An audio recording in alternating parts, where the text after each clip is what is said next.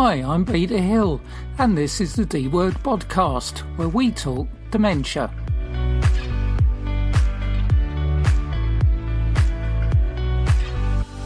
Welcome along to another edition of the podcast. This week my guest is Dr. Marvin Berman, a pioneer in the use of light therapy in the treatment of dementia. Well, Marvin, it's great to see you again and have you back on the show.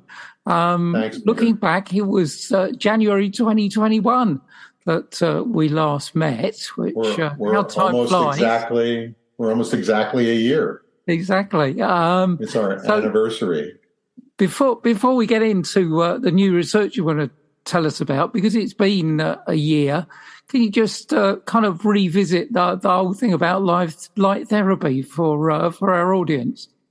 Well, I thank you. I think that we certainly want to make the case now for how specific wavelengths of light, red, infrared, green, all across the spectrum and beyond the visible spectrum, have now been shown more and more to have very specific biological and therefore clinical relevance specific to particular types of neurodegenerative or neuropsychiatric or neurodevelopmental disorders.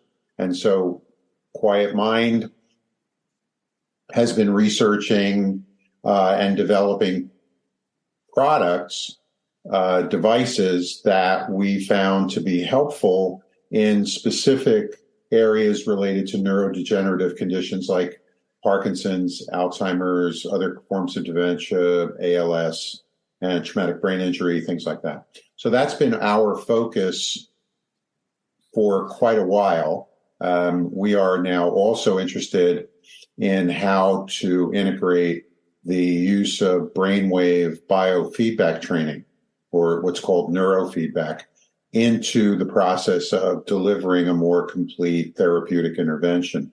So light therapy in and of itself is a tissue level intervention where you're delivering photons of light energy into the brain or into the body that can be absorbed by the mitochondria in the cells, and that allows them to increase the output of the chemical called adenosine triphosphate, which is a chemical catalyst for all biological activity. So it's an energetic delivery system, if you will, and that can increase the body, and in this case, the brain's capacity to enhance its own healing and self-organizing and self-correcting potential. Well, that's what we've been doing, and that's what light therapy is about. But that tissue level intervention does not necessarily directly renormalize the electrical connectivity that may well have been disrupted by the tissue level degrading.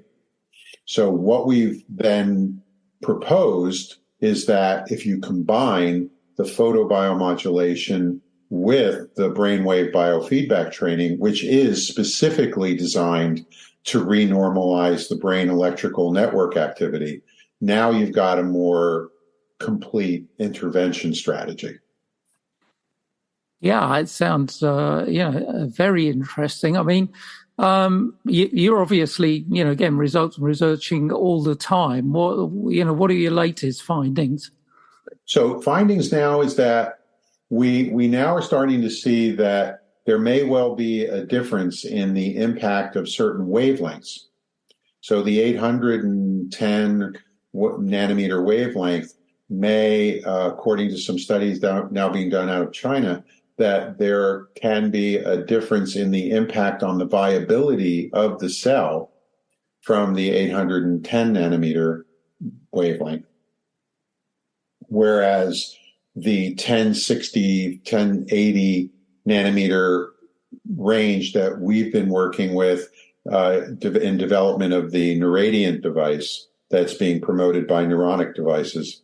So the Neuradiant uses the 1070 nanometer wavelength now, and that's now being shown to have maybe a more positive impact on proliferation and differentiation of the neurons. So growing new neurons and new synapses, the connections that grow out of the neuron to connect with other neurons, that proliferation of neurons and their synaptic potential, that the proliferation may be greater with the 1070 nanometer wavelength. So our thinking now is enriched and diverging away from, it's this or that, and maybe really we have to start thinking about this and that and maybe something else. So that's been very exciting. We're also seeing that the laser light, even though it's more powerful, the fact that it's more concentrated in a particular area is also a limitation. And so the research coming out of the University of Texas at Arlington in Professor Hanli Liu's lab has shown that the light delivered by the 800 nanometer laser compared to the stimulation coming from 810 nanometer LED light is different in the fact that the attenuation of the beneficial effect on increasing hemoglobin and cytochrome C oxidase, which is the chemical that goes into the protein that reacts in the mitochondria that then produces more adenosine triphosphate. So that reaction, that positive reaction, attenuates much less in the LED stimulation context than in the laser. So once you turned off the laser, while it did give you more of those things, the hemoglobin and the cytochrome C, as soon as you turned it off, it dropped like a rock.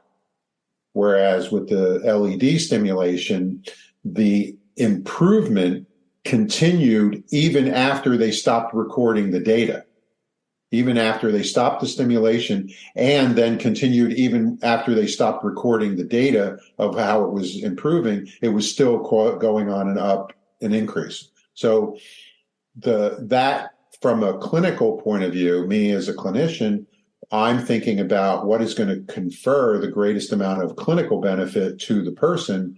Now I'm starting to understand how the LED stimulation can very well be a more beneficial treatment option compared to the lasers, not to mention the safety issues and the expense and things like that. But the idea of being able to continually confer benefit using the LEDs was a very important finding.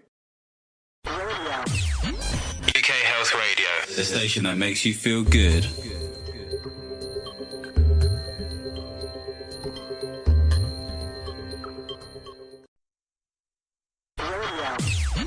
UK Health Radio, the station that makes you feel good.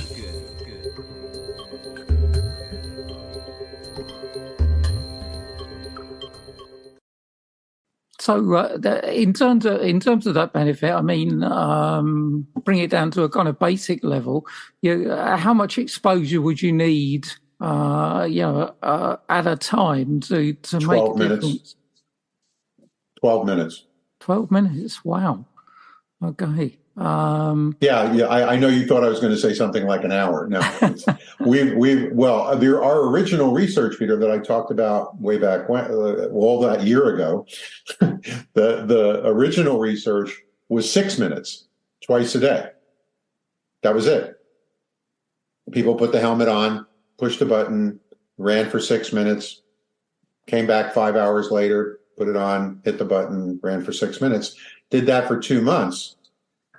And that was it. And we saw a significant improvement in a range of functions, including working memory and motor performance and mood and a range of other cognitive functions. So we know that a direct intervention with photobiomodulation can have very rapid and very beneficial and lasting benefit. And the fact that you can do something like this yourself at home whenever you want, with guidance from professionals who can help with optimizing the benefit for you over the internet. It makes it a very viable and useful treatment option. Yeah, it strikes me that it is, as you say, a very useful and viable option. And yet we don't hear much about it, to be honest. I mean, if I hadn't met you, I wouldn't know about it at all. Well, this is the when I first met John Haas, who was the benefactor for Quiet Mind Foundation back in 2007. He was a dyed-in-the-wool, hardcore, agricultural biochemist, and I treated his wife, and he said, "Well, I don't understand. If the psychiatrist that you're working with, who we were seeing, hadn't told me to go down the hall to talk to you, I would have no idea what the heck this was or that it even existed. Why? What's going on?" And I said, "Well, if you want me to get on my soapbox, I think the real answer is that there's not 30,000 good-looking people in suits going around giving out free samples of photobiomodulation and neurofeedback. I don't know what else to tell you." He's like, "Oh, that can't be the reason." I'm like, "Well, that's as good as I've got." He's like, "Well, why is that?" And I said, "I think it may have something to do with the fact that, the National Institute of Health and most other, funding agencies are not funding research for anything other than finding the magic pill that's going to make it all go away from taking the magic pill. And until people are, disabused of that delusion, if you will, that's the way it's going to be, because everybody's looking for that, magic, make it go away, and don't make me do anything other than swallow a pill in order to make it happen." Yeah, that's it. I guess that's kind of bred into us, isn't it? From fairly early age. Maybe for the last 900 years. Yeah, or maybe 1,500 years. I mean, if you want to go back to Hippocrates, and people like that, where they were basically saying, the doctor is God. We've been building into the Western mindset that doctors are God. So don't question God. Yeah, it's it's a strange situation. I do, as many people all over the world with great projects like yours, and it does seem to me that people need to team together here. We've got this approach, we've got that approach. Let's kind of all work together to find out the best way of going about things. Well, I think that it's really going to be through what we in the States would call grassroots efforts, like podcasts like yours, and organizations of doctors who are working at the edges of traditional medicine and are looking at things like functional medicine doctors who focus more on what is the root cause of the problem and how do we address the root cause, as opposed to how do we remediate the symptoms. And those are two very legitimate ways of looking at treatment. They are rather different.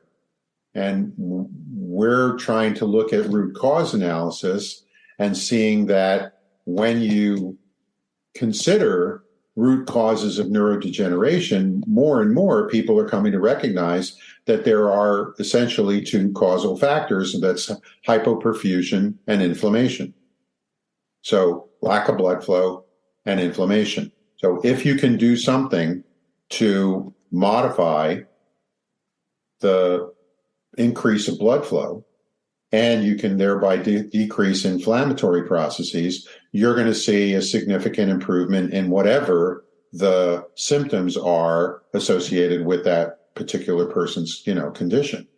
That's how we're approaching what we're doing with the photobiomodulation and the neurofeedback and functional medicine. So those are the three legs of the therapeutic model that Quiet Mind is promoting and utilizing in our clinical work and also in the research that we've been doing on behalf of Neuronic Devices Limited, which is based in Ireland and in Germany, and is promoting the use of the Neuradiant 1070 device, which I can show you. You want to see it?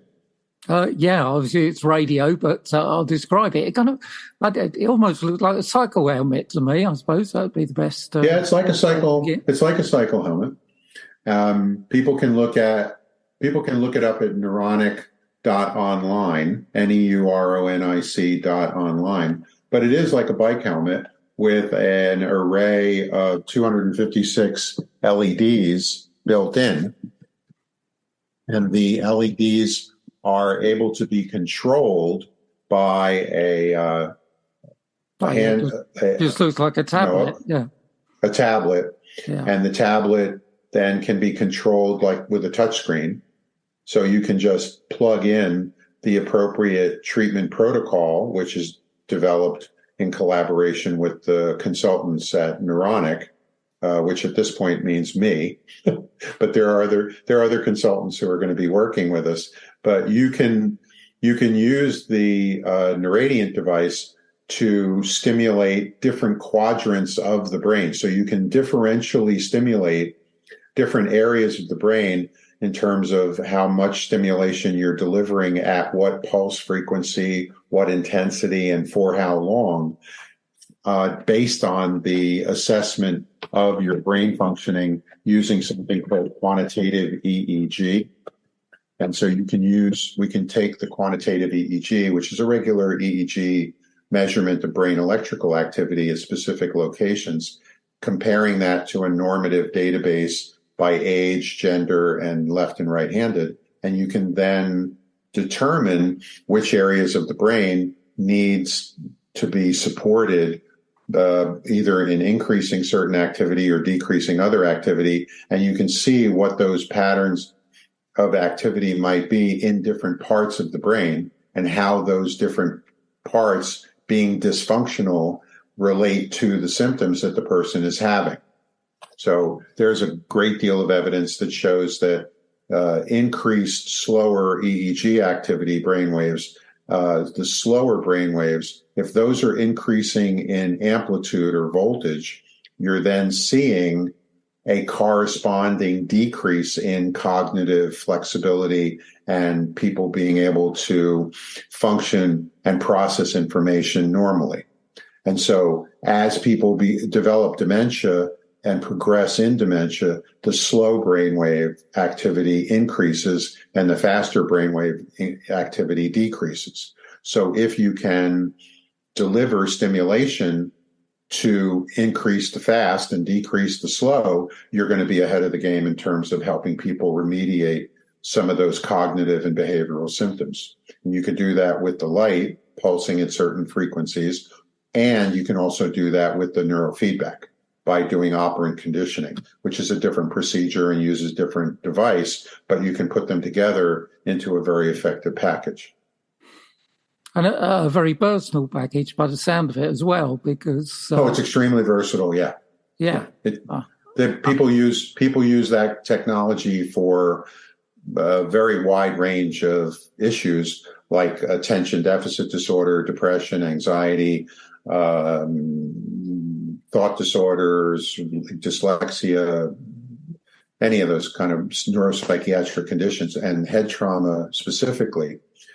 I think one of the things that's probably important to add at this point is the fact that because we're all dealing with the COVID pandemic, my colleagues at Durham University and I and our medical director, Dr. Halper, we published a paper on the use of 1070 nanometer light as a therapeutic intervention to address the infectivity, the virulence, and the post-infection neurological injury caused by COVID.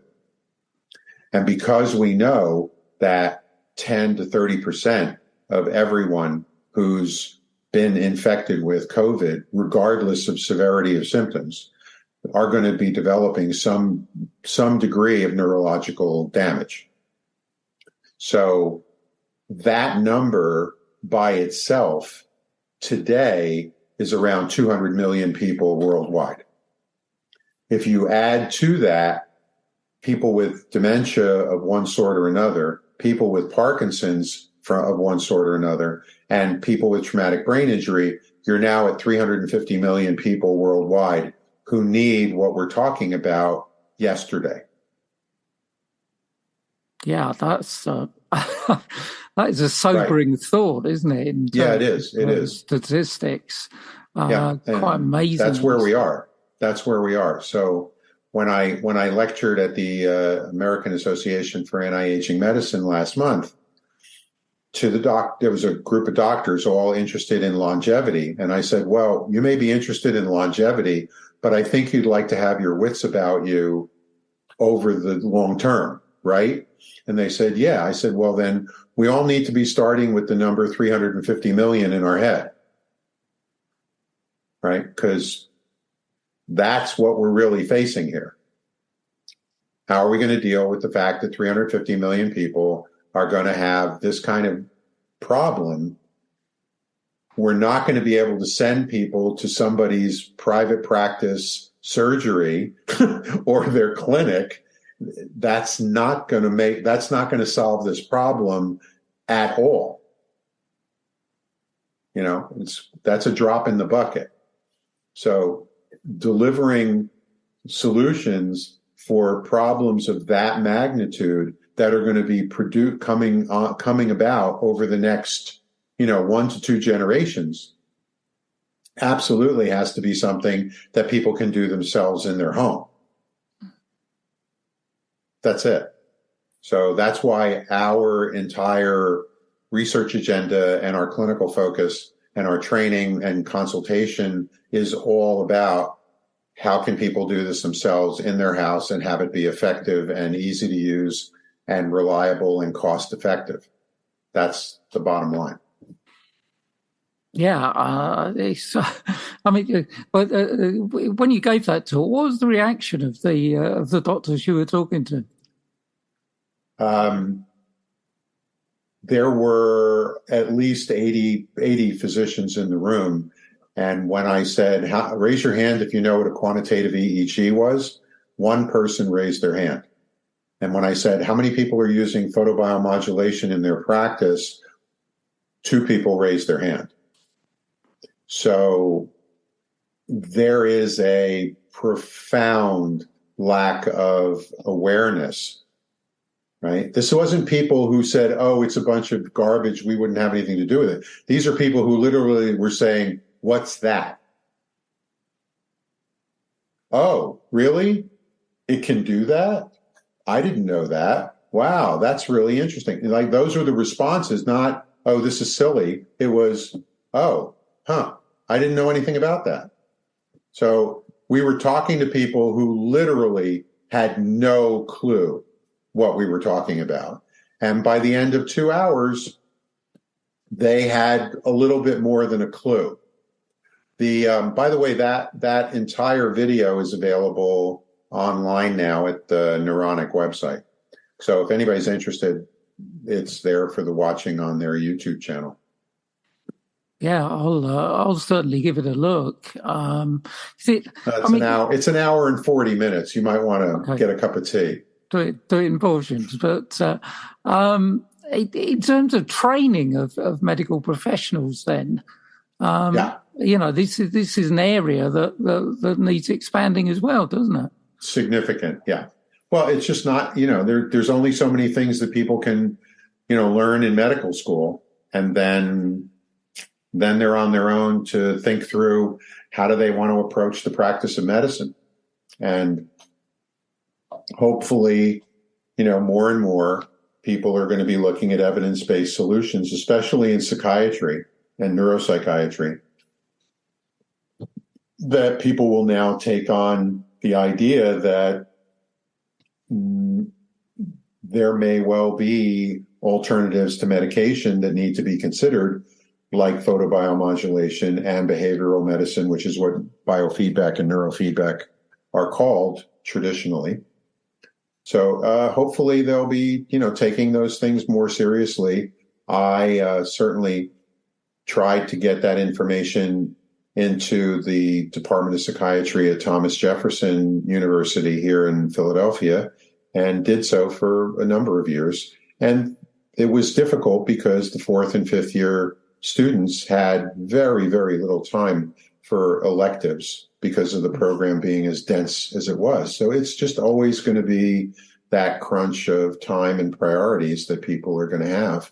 And hopefully they'll be able to, we'll be able to get information to them and package it in a way that they can, rapidly take it in and make good use of it. So that's a challenge for us as educators and trainers.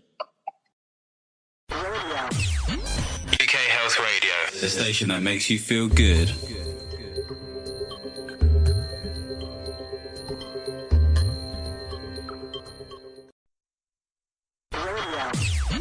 UK Health Radio, the station that makes you feel good.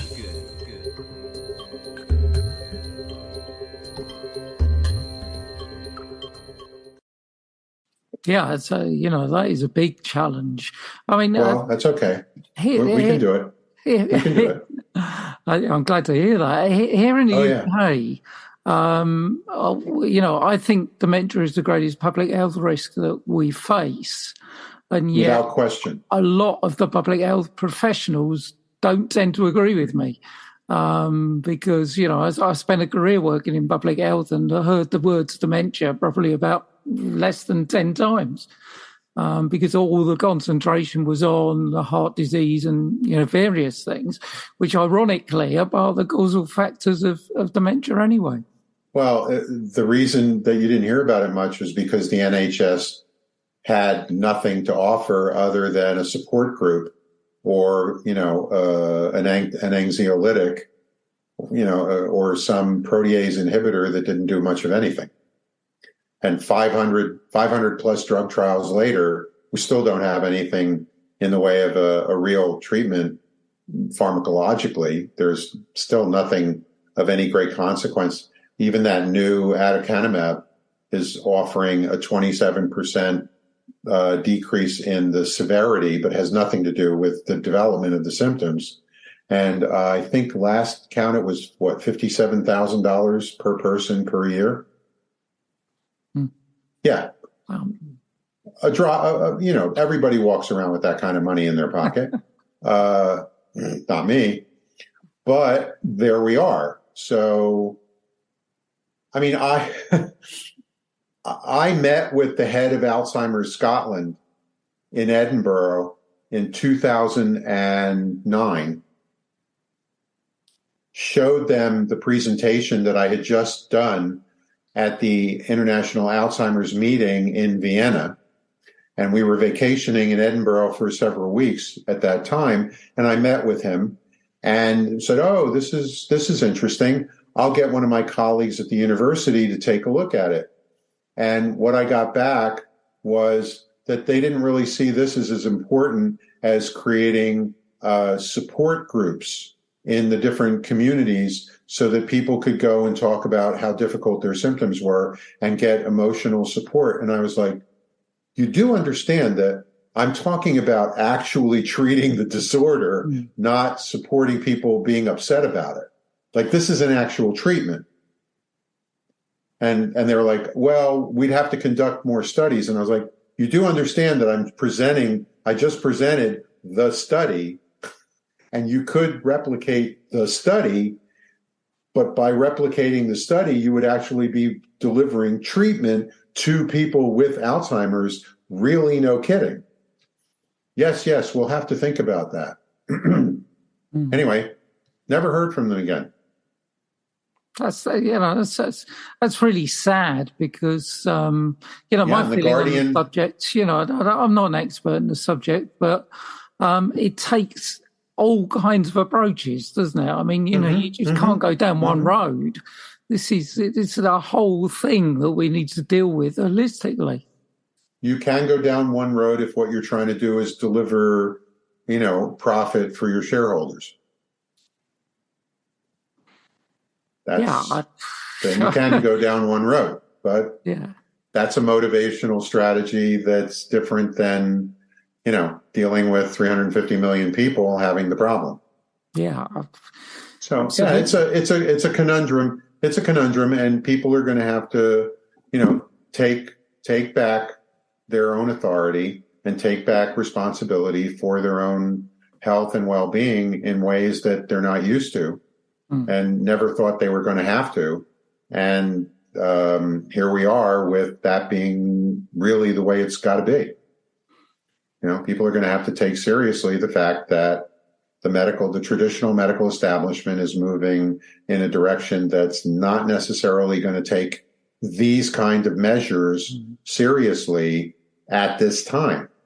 Not that they've discounted them. It's like they're not even considering them because there hasn't been enough research with enough people and enough publications to really get their attention. That is starting to change now, and I'm very happy to be part of the reason why that's happening and want to support that in the work that we're doing at Quiet Mind and the work that we're supporting that's being done at places like Neuronic Devices Limited and seeing that this type of technology is getting out there.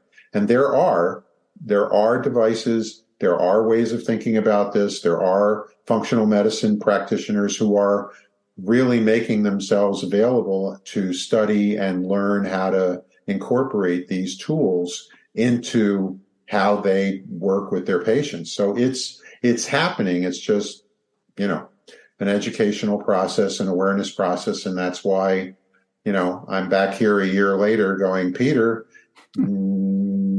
carry on. Well, absolutely. Hopefully, we'll stay in contact. It kind of strikes me, that a lot of people are trying to use a tool where we actually need to use a toolbox. And knowing how to use the toolbox does, in fact, require engaging with someone who is trained to use the tools. And that's why, I'm providing that level of consultation, which I guess being from America, I talk about it as being the clinical quarterback. And that, unfortunately, in the way that healthcare has been defined, at least here, the patient has been relegated into the role of being the clinical quarterback. Well, if you think about that for another 5 seconds, it doesn't make any sense at all because the person who's the least knowledgeable is now being put in charge of organizing the intervention strategy and evaluating clinical outcome. Well, where does that make sense? So I say, why don't we work with the client, work with the patient, provide consultation about what the options are, what the research says, and how you can then array specific interventions and combine them in a way that can be optimally effective. That's something that only a clinician who's trained in those various approaches can really do for and with the client. So that's what we're doing. Yeah, the time, unfortunately, is drawing us to a close. It's been, as it was almost a year ago, absolutely fascinating, Marvin. And, I hope that, the word does get out there and more people start to take notice of these types of intervention. If your listeners are interested, we're here. We want to help. Please give us a call, send us an email.